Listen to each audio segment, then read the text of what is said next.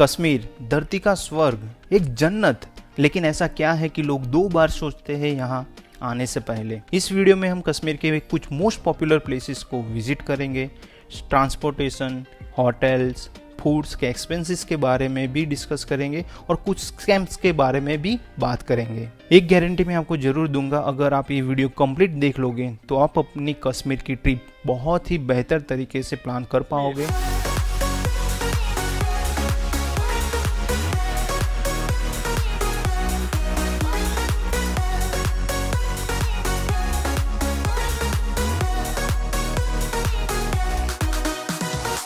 अगर आपने कश्मीर सीरीज़ के मेरे सारे वीडियोस देखे होंगे तो आपको पता ही होगा कि हमने कश्मीर एक पैकेज थ्रू ट्रैवलिंग किया था, जिसके बारे में हम बाद में बात करेंगे। लेकिन हमारा पैकेज 6 नाइट एंड 7 डेज़ का था और हमने एक दिन एक्स्ट्रा भी ऐड करवाया था हमारे हिसाब से ट्रैवलिंग करने के लिए, जिसकी वजह से हम ये जान पाए कि एक दिन का कितना एक्सपेंस हो सकता है और हम कैसे मैनेज कर पाते हैं।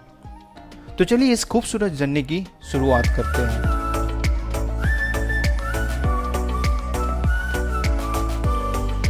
First week of June 2022 Ahmedabad से बाय राजधानी एक्सप्रेस हम दिल्ली पहुंचे, जिसकी टिकट पर पर्सन करीबन 2400 रुपये थी।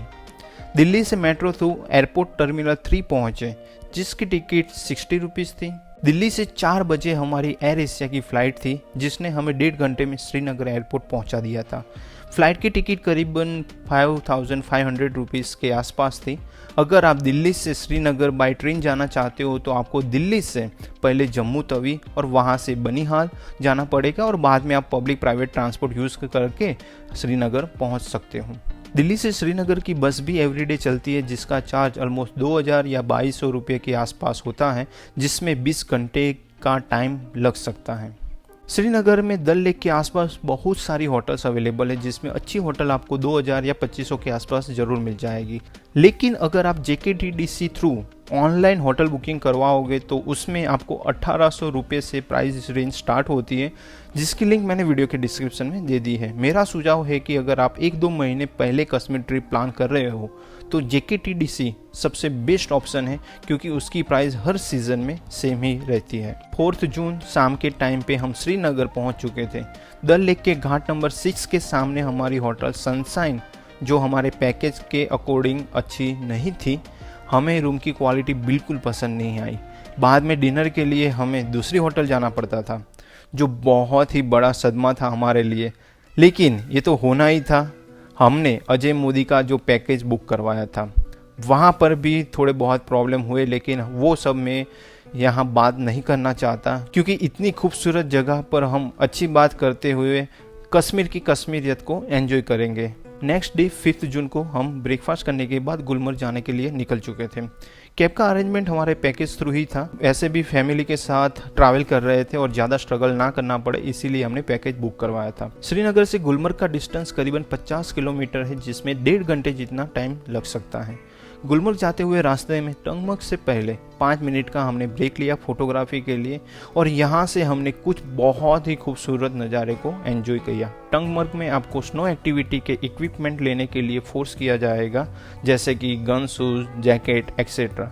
लेकिन अगर आप समर में ट्रैवलिंग कर रहे हो तो मेरे हिसाब से उसकी कोई ज़रूरत नहीं।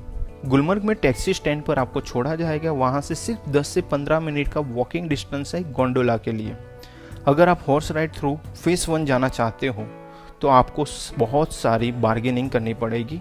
आपको 2000 या 3000 भी कहेंगे, लेकिन आपको 500 रुपये के आसपास ही बार्गेनिंग करनी है। गुलमर्ग में गोंडोला राइड की टिकट बुक आपको एटलीस्ट 1 मंथ पहले ऑनलाइन करवा लेनी चाहिए, क्योंकि बाद में शायद ऐसा भी हो सकता है कि आपको टिकट ना भी मिले। गोंडोला टिकट बुकिंग लिंक मैंने वीडियो के डिस्क्रिप्शन में दे दी है। गोंडोला राइड के लिए बहुत ही भीड़ होती है, तो आपको जितना जल्दी हो सके यहाँ पहुँच जाना चाहिए। अगर आप सुबह 9 बजे से पहले यहाँ पहुँच जाते हो तो आप ज़्यादा एंजॉय कर पाओगे। गोंडोला राइड करते हुए हम फेस 1 पहुँच चुके थे, वहाँ हमने काफ़ी एंजॉय किया, बहुत सारी फोटोग्राफी भी की। हमारी फेस 2 की टिकट नहीं हुई थी, और वैसे भी हमारे पास छोटे बच्चे थे तो हम फेस 2 जा ही नहीं पाते। बाद में हम वापस गुलमर्ग आके यहाँ जो शिव टेम्पल है वो विजिट किया और शाम को वापस श्रीनगर पहुँच गए। नेक्स्ट डे 6 जून को ब्रेकफास्ट करने के बाद हम पहलगाम जाने के लिए निकल चुके थे। वैसे तो श्रीनगर से पहलगाम का डिस्टेंस करीबन 90 किलोमीटर है, जिसमें 2.5 से 3 घंटे जितना टाइम लग सकता है।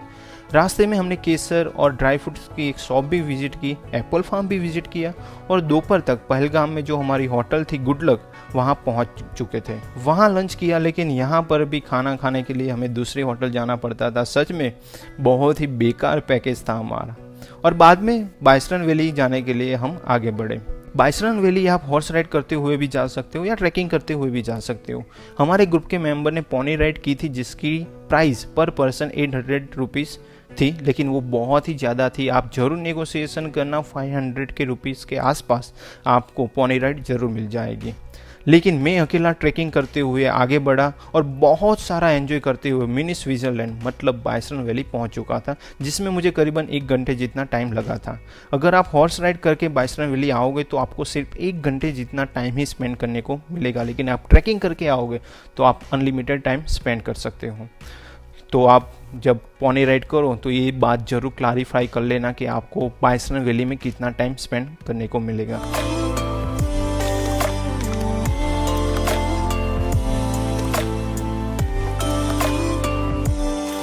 नेक्स्ट डे 7 जून को हमें ABC वैली विजिट करनी थी, सो हमने hotel manager through cab book करवाई। वैसे भी यहाँ टैक्सी रेट फिक्स होता है तो आप वो कर सकते हो।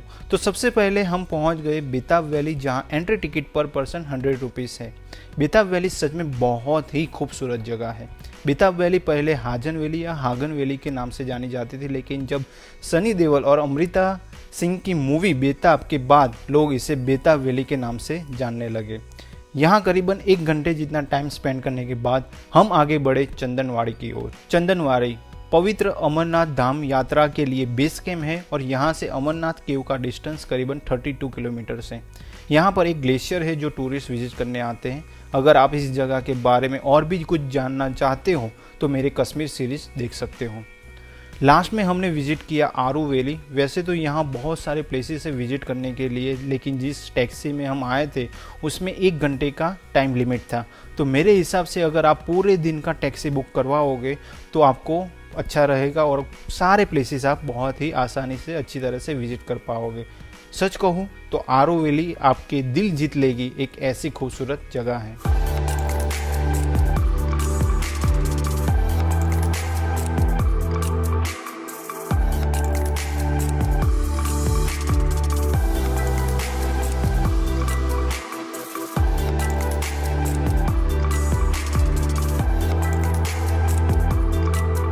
शाम को वापस होटल आने के बाद हम पहलगाम विलेज एक्सप्लोर करने निकले और ये हमारा सबसे अच्छा समय था जो हमने पहलगाम में बिताया था। नेक्स्ट डे 8 जून को हम पहलगाम से दोपहर को श्रीनगर पहुंचे।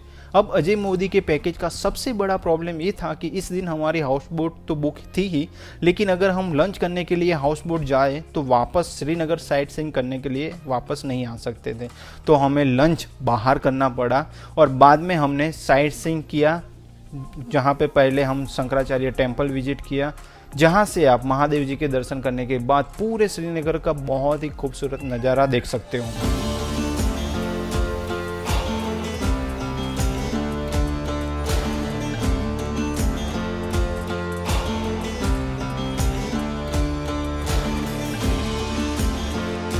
बाद में हम पहुंचे निषाद गार्डन विजिट करने, लेकिन उससे पहले हमने यहाँ पे जो शॉपिंग कॉम्प्लेक्स है वो विजिट किया, वहाँ थोड़ी शॉपिंग की और बाद में निषाद गार्डन विजिट किया, जिसकी एंट्री टिकट पर पर्सन 24 रुपीज़ थी। निषाद गार्डन बच्चों के लिए बहुत ही खूबसूरत जगह है, लेकिन बड़ों के लिए फोटोग्राफी के लिए एक परफेक्ट लोकेशन है। बाद में इवनिंग के टाइम पे हम हाउस बोट में पहुँचे। यहाँ पर भी हमें खाना खाने के लिए दूसरी ही हाउस बोट में जाना पड़ता था। सच में बहुत ही बड़ी भूल की थी हमने अजय मोदी का पैकेज लेके। नेक्स्ट डे 9 जून ब्रेकफास्ट करने के बाद हम सोनमर्ग जाने के लिए निकल चुके थे। वैसे तो श्रीनगर से सोनमर्ग का डिस्टेंस 80 किलोमीटर है, लेकिन उसमें आपको 2.5 से 3 घंटे जितना टाइम लग सकता है। सोनमर्ग में आप 2 लोकेशन विजिट कर सकते हो। एक तो आप थाजीवास ग्लेशियर विजिट करो या फिर 0 पॉइंट मतलब जोजिला पास विजिट करो। जोजिला पास आपको टैक्सी से जाना पड़ेगा, उसमें आपको 3000 तक का रेंट बताएंगे, लेकिन आपको यहाँ पर भी बहुत ही बार्गेनिंग करनी पड़ेगी। यहाँ पर भी आपको फिक्स रेट गवर्नमेंट रेट के नाम से लूटा जाएगा। हमने सोनमर्ग में थाजीवास ग्लेशियर विजिट किया था। हमारे ग्रुप के मेंबर ने पोनी राइड की थी, जिसका हमने पर पर्सन 700 रुपीज़ पे किया था।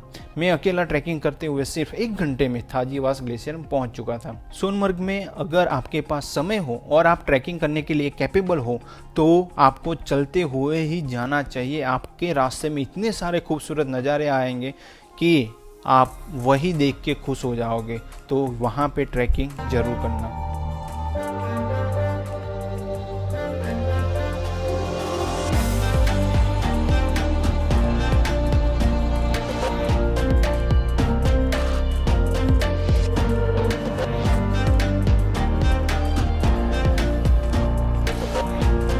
यहाँ हमें एक प्रॉब्लम हुई थी। हमारे ग्रुप के मेंबर विशाल का वॉलेट चोरी हो गया था। हमने पुलिस और लोकल की हेल्प से काफ़ी समय तक यहाँ वहाँ ढूंढते रहे, लेकिन बहुत प्रयास किया लेकिन नो रिजल्ट। सो आप भी अपने लगेज का ख्याल जरूर रखना। थाजीवास ग्लेशियर में आप स्लेज जैसी एक्टिविटीज़ कर सकते हो जो 100 रुपीज़ में होती है, लेकिन आपको 500 रुपीज़ बोला जाएगा। लेकिन कश्मीर में हर जगह पे आपको बार्गेनिंग करनी ही है। शाम को बारिश हो रही थी, सो जल्दी से हम वापस गए और श्रीनगर के लिए निकल चुके थे। नेक्स्ट डे 10 जून हमारा पैकेज का लास्ट डे था। ब्रेकफास्ट करने के बाद हमने शिकारा राइड एंजॉय की। हमें 6 व्यू पॉइंट के 2000 रुपये बताए थे, लेकिन हमने पैकेज में जो 45 मिनट्स की राइड फ्री होती है वही सिर्फ एंजॉय किया। बाद में थोड़ी इंक्वायरी करते हुए हमें पता चला कि 7 व्यू पॉइंट्स शिकारा राइड के 300 से 500 रुपीज़ में भी आप एंजॉय कर सकते हो। कश्मीर में लूटने वाले तो आपको हर जगह मिल ही जाएंगे, लेकिन हमारे पैकेज वाले अजय मोदी के एजेंट भी लूटने में कुछ कमी नहीं रख रहे थे। 12 बजे हाउस बोट से हमारा चेकआउट था, तो डल लेक के सामने जो बहुत सारी होटल्स हैं वहाँ पे हमने इंक्वायरी की। 2000 तक हमें अच्छी होटल्स भी मिल रही थी, लेकिन फैमिली के साथ में हम ट्रैवल कर रहे, इस वजह से हमने घाट नंबर 10 के सामने जो शाह अब्बास होटल है वहाँ पे 3500 में रूम बुक की। लेकिन उसके पास में जो होटल ग्रांड बोलेवार्ड थी वो उससे भी अफोर्डेबल और बहुत ही अच्छी थी। हमने लंच घाट नंबर 6 के सामने हमारी जो पहली होटल थी सनशाइन, वहाँ पे जो पंजाबी रेस्टोरेंट है वहाँ लंच किया और वो हमारा अब तक का सबसे बेस्ट लंच था। बाद में हमने होटल में थोड़ा रेस्ट किया। शाम को डल लेक के पास में वॉकिंग करते हुए बहुत ही अच्छा टाइम स्पेंड किया। रात को होटल में ही डिनर किया था। नेक्स्ट डे 11 जून हमारा लास्ट डे था कश्मीर में। पास वाली होटल ग्रांड बोलेवार्ड में हमने ब्रेकफास्ट किया जो अफोर्डेबल और बहुत ही टेस्टी था। बाद में हमने कैब बुक करवाई और हम श्रीनगर एयरपोर्ट पहुंच गए। वहां से हमारी 11:30 बजे की फ़्लाइट थी दिल्ली के लिए। यहाँ मैं आपको एक बात ज़रूर बताना चाहूँगा, आप इस एयरपोर्ट पर 2 से 2.5 घंटे पहले ज़रूर पहुँच जाना, क्योंकि यहाँ पे भीड़ भी बहुत ज़्यादा होती है और चेकिंग भी। दिल्ली एयरपोर्ट टर्मिनल 2 पर जब हम पहुंचे तब हमारा लंच का टाइम हो चुका था, लेकिन वहां फूड कोर्ट की कोई फैसिलिटी हमें नहीं मिली। तो हम टर्मिनल 3 गए और वहां थोड़ा लंच किया और बाद में 4 बजे के आसपास हम न्यू दिल्ली रेलवे स्टेशन पहुंच चुके थे। 6:30 बजे की हमारी ट्रेन थी अहमदाबाद के लिए। कश्मीर के सुहाने मौसम में इतना सारा टाइम स्पेंड करने के बाद दिल्ली में हमें बहुत ही गर्मी लग रही थी। तो मेरा सुझाव है कि अगर पॉसिबल हो आपके लिए तो आप डायरेक्टली श्रीनगर से अपने सिटी तक की डायरेक्ट फ्लाइट ही बुक करवा लेना। नेक्स्ट डे 12 जून मॉर्निंग के 9 बजे से पहले हम अहमदाबाद पहुंच चुके थे। इस खूबसूरत जर्नी का एंड करने का बिल्कुल ही मन नहीं कर रहा था, लेकिन क्या करें, जिसकी शुरुआत है उसका अंत भी है। आई होप आपको इस वीडियो में वो सारी जानकारी मिली होगी जिसकी मदद से आप अपनी कश्मीर ट्रिप को और भी बेहतर तरीके से प्लान कर पाओगे। अगर आपके पास और भी कुछ क्वेश्चन है तो वो आप मुझे कमेंट सेक्शन में बता सकते हो या फिर इंस्टाग्राम में पूछ सकते हो। तो चलिए मिलते हैं एक और नए वीडियो में एक और नई खूबसूरत जगह के साथ। तब तक अपना ख्याल रखिए and save nature, save water, take care, bye bye. Thank you for watching this video and do not forget to like, comment, share and subscribe to our channel.